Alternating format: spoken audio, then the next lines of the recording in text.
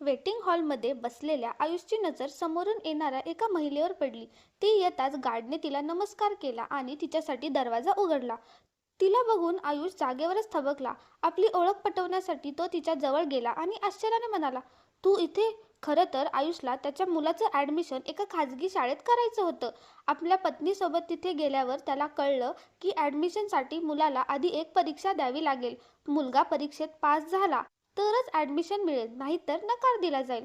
आयुष आणि त्याची पत्नी मनूने मुलाला परीक्षेसाठी आत पाठवलं आणि स्वतः बाहेर हॉलमध्ये बसून मुलाची वाट बघू लागले.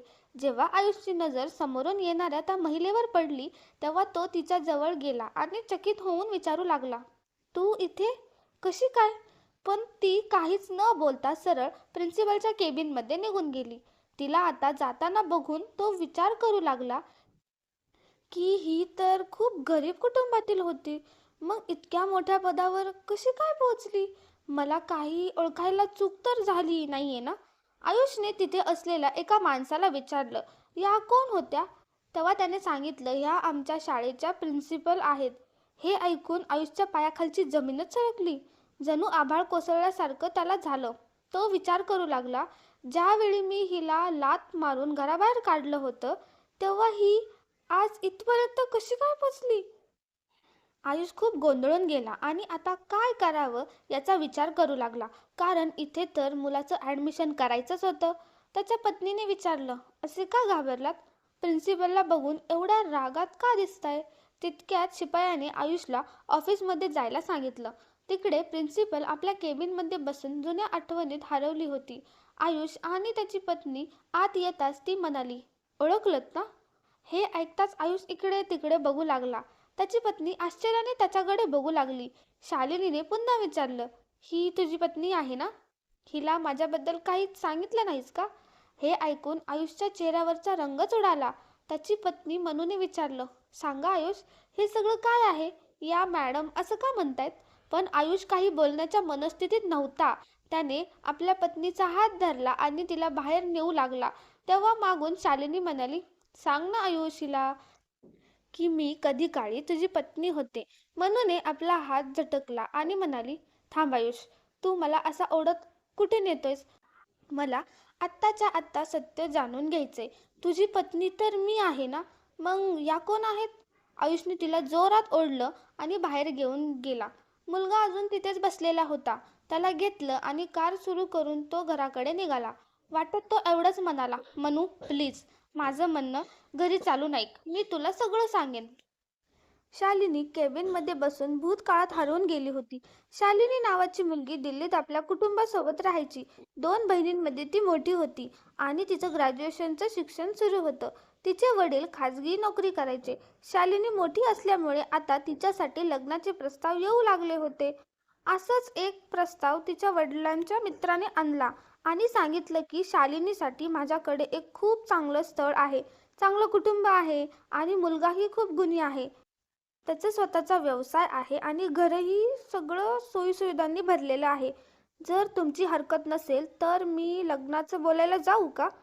आपली शालिनी तिथे सुखात राहील. शालिनीच्या वडिलांनीही होकार दिला. पण ते म्हणाले, मनोज भाऊ, तुम्ही सांगताय त्यावरून ते लोक खूप श्रीमंत दिसतायत आणि तसं असेल तर त्यांच्या अपेक्षाही मोठ्या असतील. मी तर एक साधा नोकरी करणारा माणूस आहे. मला नाही वाटत की आपलं त्यांच्याशी पटेल. त्यांच्या मित्राने समजावलं, अरे मित्रा, तू जास्त विचार नको करू. ते खूप चांगले लोक आहेत आणि त्यांची कसलीही मागणी नाहीये. त्यांना फक्त एक सुंदर, सुस्वभावी आणि शिकलेली मुलगी हवी आहे. हुंडा पाणी जे तुला योग्य वाटेल ते तू तुझ्या इच्छेने दे. त्यांना फक्त मुलीशी मतलब आहे. मग शालिनीचे वडील म्हणाले, ठीक आहे तर मग तुम्ही बोला त्यांच्याशी. एकदा घर कुटुंब बघणंही गरजेचं आहे. आपली मुलगी शिकलेली आहे आणि दिसायलाही सुंदर आहे. त्यांना जशी सून हवी आहे तसे सर्व गुण तिच्यात आहेत. जमलं तर आपण लग्न करून टाकू. त्यांचे मित्र मनोज मुलाकडच्यांना भेटायला गेले. मुलाचं नाव आयुष होतं. त्यांनी आयुषच्या घरच्यांना शालिनीबद्दल सांगितलं आणि तिचं खूप कौतुक केलं. शालिनीचा फोटो बघताच आयुषचे आई वडील खुश झाले. आयुषलाही शालिनी आवडली, कारण ती एका मध्यमवर्गीय कुटुंबातील असली तरी खूप सुंदर आणि हुशार होती. मुलाकडच्यांनी शालिनीच्या घरच्यांना भेटायची इच्छा बोलून दाखवली. दोन्ही कुटुंबांनी एकमेकांना भेटल्यावर पसंत केलं. 2 महिन्यानंतरची तारीख ठरली आणि लग्नाची तयारी सुरू झाली. 2 महिने कसे गेले कळलंच नाही आणि मोठ्या थाटामाटात दोघांचं लग्न झालं. लग्नानंतर शालिनीचं सासरी जंगी स्वागत झालं. हे बघून शालिनी खूप खुश होती. सुरुवातीला ती आपल्या पती आयुष आणि त्यांच्या कुटुंबासोबत खूप प्रेमाने राहू लागली. पण हे सुख जास्त दिवस टिकलं नाही.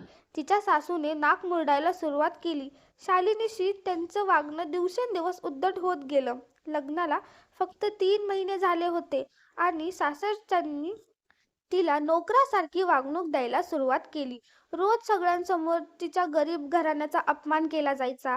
दिवसभर ती स्वयंपाकघरात नोकरासारखं काम करायची. घरात नोकर असूनही तिला सगळ्यांच्या खोल्यांमध्ये झाडू फरशी करायला लावलं जायचं. तिच्याकडून छोटीशी चूक झाली तरी ते टोमणे मारायचे. तुला काय माहिती अशा आलिशान घरात कसं राहायचं ते?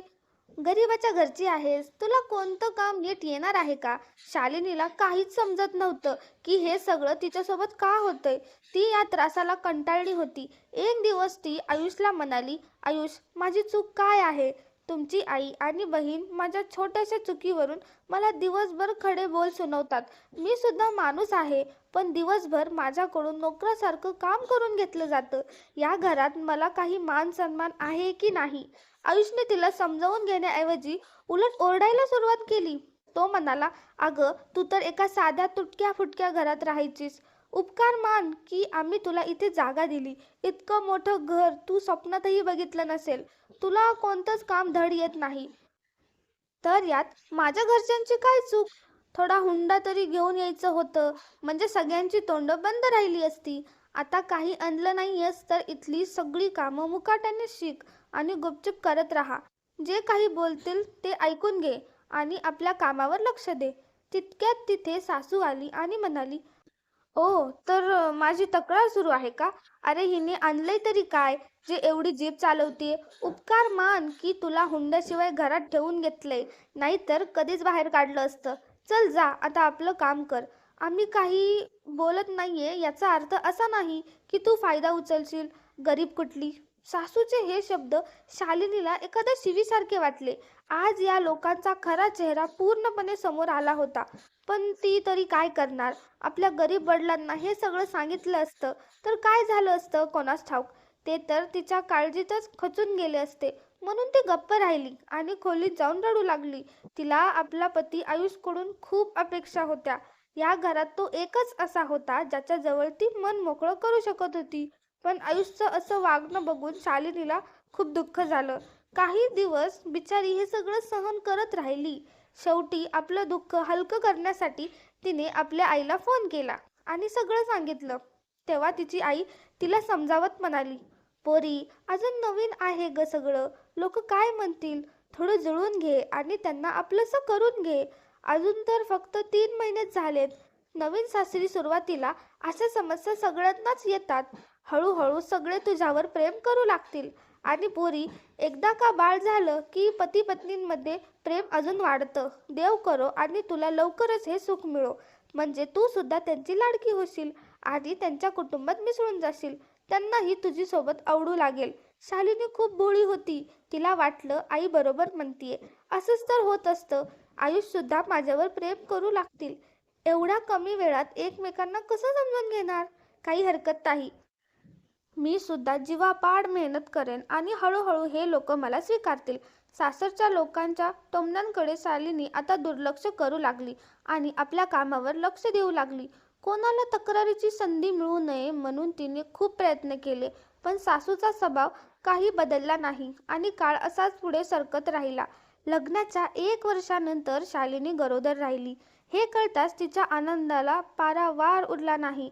ती तर या दिवसाची वाट बघत होती. तिने देवाचे आभार मानले.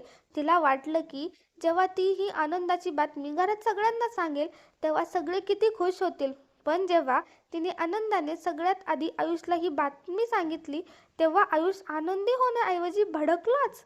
तो ओरडून म्हणाला, काय ग, एवढ्या लवकर मूल कसं काय आलं? आणि मला मूल नकोय, समजली? याला काढून टाक, औषध घे किंवा काहीही कर, पण कसंही करून हे संपव.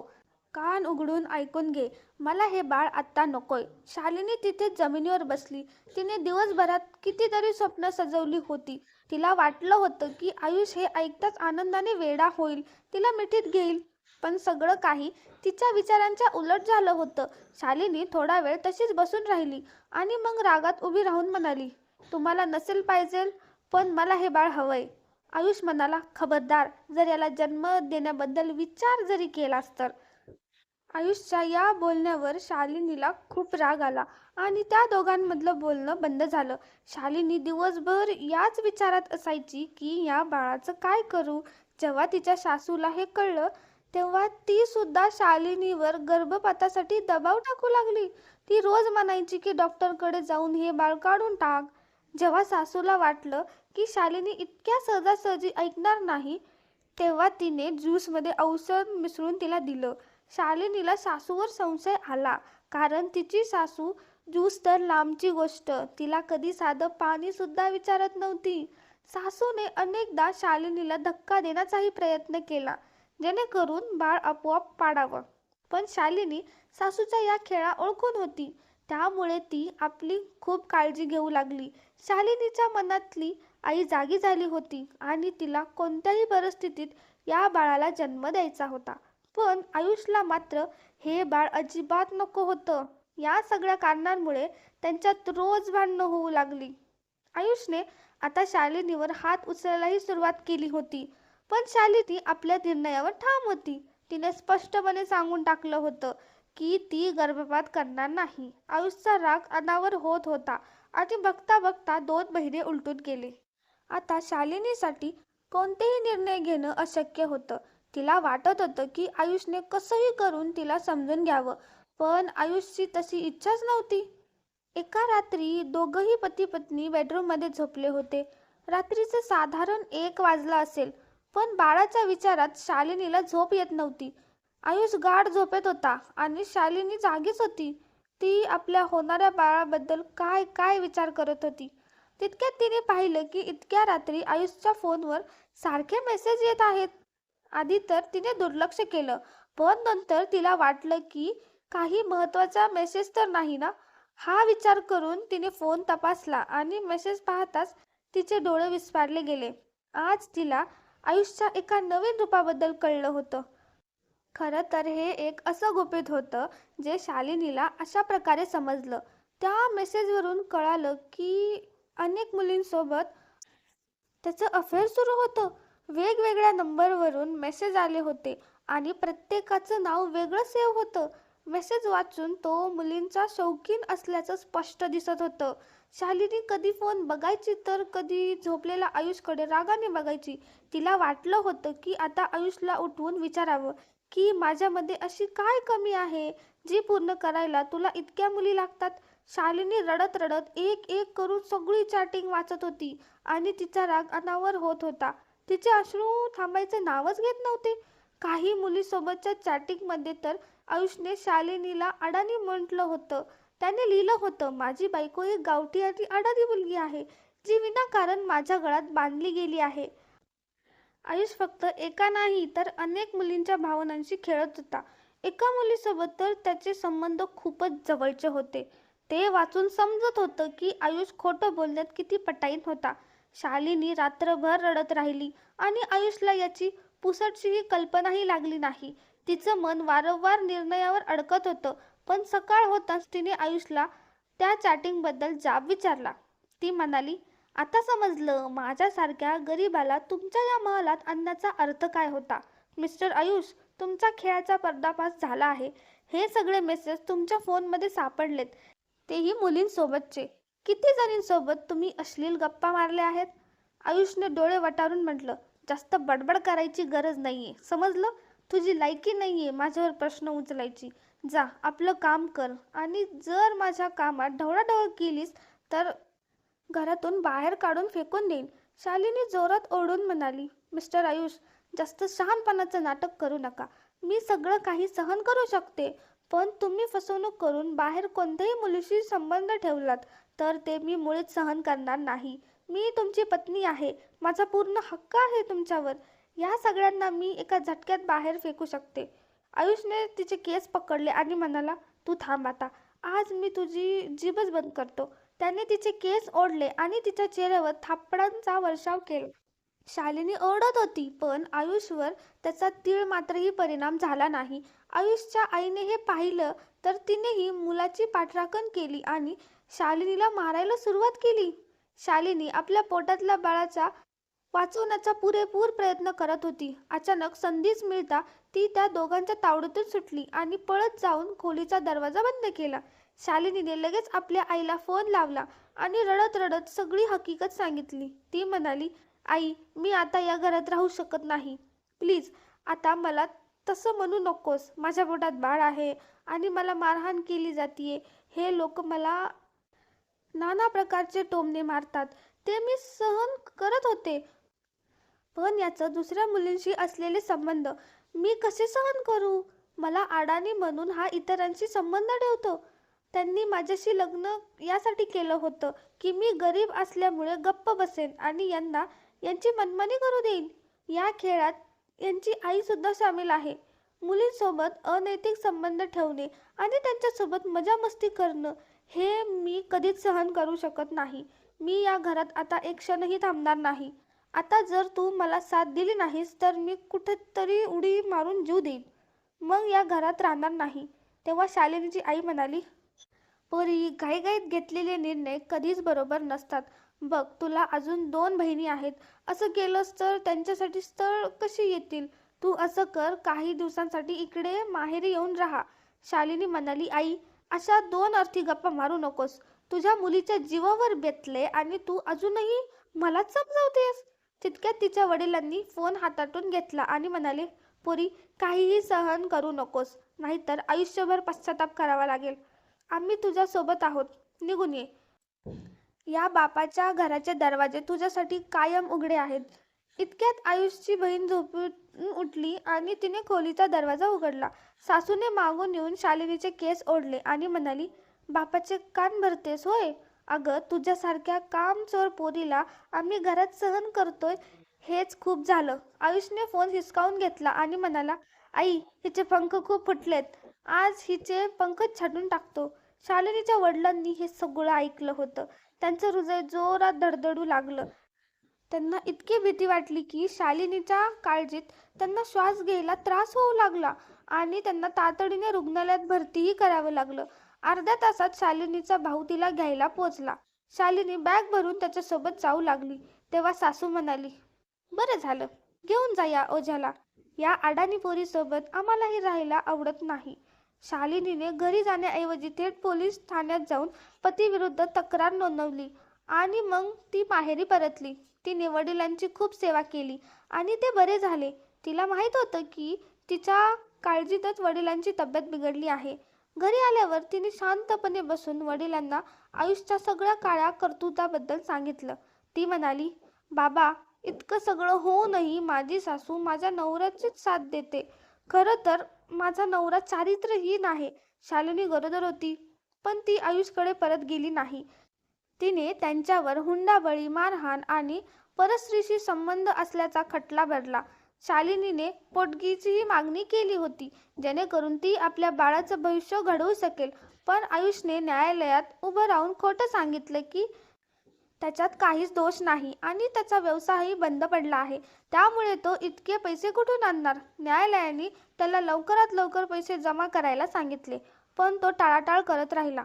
रोजच्या कोर्ट कचेरीचं चक्रांना कंटाळून शालिनीने घटस्फोट घेण्याचं योग्य समजलं. 7 महिन्यांनंतर शालिनीला मुलगा झाला. मुलगा झाल्याचं समजताच शालिनीची आई म्हणाली, शालिनी, आता तुझं भविष्य सुधारेल. हा मुलगा तुझा आधार बनेल. शालिनी म्हणाली, आई, तू सुद्धा काय बोलतेस? मुलं कशी असतात हे मी अनुभवलंय. हे बघ आई, मुलीचे आई बाबा मुलाचा सांभाळ करतात, पण मुलं मात्र फक्त स्वतःचाच विचार करतात. शालिनीने जिद्दीने आपलं शिक्षण सुरूच ठेवलं आणि सोबतच मुलाचा सांभाळही करू लागली. ती नोकरी शोधत होती, कारण तिला आपल्या मुलाचं भविष्य घडवायचं होतं. तिचा मुलगा आता 3 वर्षांचा झाला होता आणि या 3 वर्षात शालिनीने तिचं एम.एड. पूर्ण केलं होतं. तिच्या आईच्या एका मैत्रिणीने तिला सांगितलं, शालिनी, माझी सून एका शाळेत नोकरी करते. तिथे सुपरवायझरची जागा रिकामी आहे. सध्या इंटरव्ह्यू सुरू आहेत. तू सुद्धा एकदा प्रयत्न करून बघ. काय माहीत नशीब फळफळेल. शालिनी म्हणाली, काकू नक्कीच प्रयत्न करते. मला नोकरीची खूप गरज आहे. तरी किती दिवस आईवडिलांवर ओझं बनून राहणार? दुसऱ्या दिवशी शालिनी इंटरव्ह्यूला गेली आणि तिला ती नोकरी मिळाली. 1 वर्ष पूर्ण झाल्यावर तिचं चांगलं वागणं आणि कामाची पद्धत बघून शाळेच्या सेक्रेटरीने तिला प्रिन्सिपल होण्याबद्दल विचारलं. सर्व शिक्षकांचीही तीच इच्छा होती. शालिनीसाठी ही खूप मोठी जबाबदारी होती, पण स्वतःवर विश्वास ठेवून तिने हे पद स्वीकारलं. आता शाळेत पगार आणि मान सन्मान दोन्हीही वाढलं होतं. तिच्या वडिलांनी ही आनंदाची बातमी ऐकल्यावर म्हटलं, पोरी अशीच पुढे जात राहा आणि आमची मान अभिमानाने उंच कर. जगाला दाखवून दे की मुली ओझं नसतात तर आधार असतात. आता शालिनीने स्वतःची कार घेतली होती आणि तिचा रुबाबही वाढला होता. ती शाळेचे सर्व व्यवहार चोख सांभाळत होती, पण तिला कल्पना नव्हती की तिथे तिचा सामना तिच्या घटस्फोटित पतीशी होईल. जेव्हा तिने वेटिंग हॉलमध्ये आयुषला पाहिलं तेव्हा आधी तिला खूप राग आला, पण पुढच्याच क्षणी तिने शांतपणे त्याच्याकडे दुर्लक्ष केलं आणि आपल्या केबिनमध्ये निघून गेली. तिला शाळेत आपल्या वैयक्तिक आयुष्याचा तमाशा मांडायचा नव्हता. आयुष तिला इतक्या मोठ्या पदावर बघून थक्क झाला होता. ज्या शालिनीला तो अडाणी समजून मारहाण करायचा, ती आज प्रिन्सिपल झाली होती. जेव्हा गार्डने त्याला शालिनीबद्दल सांगितलं तेव्हा त्याच्या पायाखालची जमीनच सरकली. त्याच्या मुलाची आज परीक्षा सुरू होती आणि त्याची पत्नी मनू सोबत बसली होती. परीक्षेनंतर थेट प्रिन्सिपलशी बोलायचं होतं, पण आयुषला सुचत नव्हतं की तो शालिनीशी कसं बोलेल. जेव्हा शालिनीने त्याला आत बोलवून विचारलं, काय झालं, चकित झालात? ओळखलं नाही का मला? तेव्हा आयुषची पत्नी मनू हे सगळं बघून गोंधळून गेली. शालिनीने मनूला विचारलं, हा तुझा पती आहे ना? याने माझ्याबद्दल काहीच सांगितलं नाही का? आपल्या पत्नीसमोर पितळ उघडं पडताना पाहून आयुषची अवस्था बिकट झाली. मनूने जेव्हा प्रश्न विचारले तेव्हा तो तिला ओढत बाहेर घेऊन गेला आणि मुलाला घेऊन तडक घरी निघाला. घरी गेल्यावर मनूने जाब विचारला, आयुष, कोण होती ती बाई? जर तू मला खरं सांगितलं नाहीस तर मी पुन्हा तिलाच जाऊन विचारेन. आयुषला भीती वाटली की आता त्याचं बसलेलं घर मोडेल, कारण त्याने मनूला आपल्या पहिल्या लग्नाबद्दल आणि अफेअर्सबद्दल काहीच सांगितलं नव्हतं. मनू जोरात ओरडल्यावर आयुष धाडकन खाली बसला.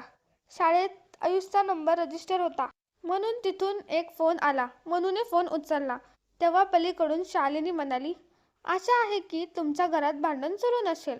मनू म्हणाली, भांडायचं बी तर तुम्हीच पेरलं आहे. आता सत्य काय आहे ते सांगून टाका. त्यावर शालिनी हसली आणि तिने आयुषचा सगळा काळा चिठ्ठा मनूला सांगितला. मनू भडकली आणि म्हणाली, मिस्टर आयुष, खोटं बोलून लग्न केल्याबद्दल तुला जेलमध्ये नाही पाठवलं तर माझं नाव मनू नाही. असं म्हणून मनू मुलाला घेऊन माहेरी निघून गेली. मनूचे वडील सरकारी वकील होते, त्यामुळे आयुषची हालत खराब झाली. आयुषच्या आईने म्हटलं, शालिनी आपला बदला घेतेय, तू तिची माफी माग, तीच तुझं घर वाचवू शकते.